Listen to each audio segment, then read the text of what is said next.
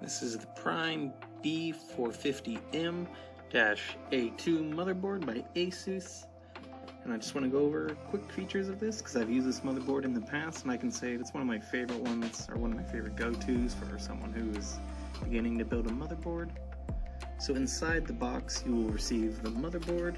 Underneath the motherboard you'll find your user manual, paper for technical details, your CD, some SATA cables are also in there, get your IO shield, and a few extra screws.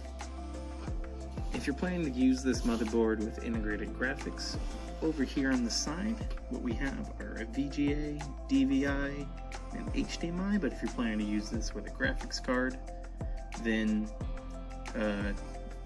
these won't be usable.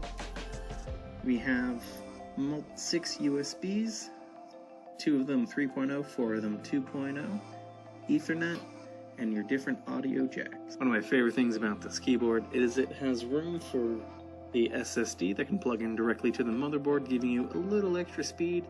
It does have 1 PCIe X spot, 4 slots for RAM, so you can upgrade RAM if you need to. And probably one of the most important things is it is an AM4 CPU socket, which means it still uses pins. It cannot go to an AM5. If you buy an AM5 CPU, it will not fit in here. And this is something that I think is important.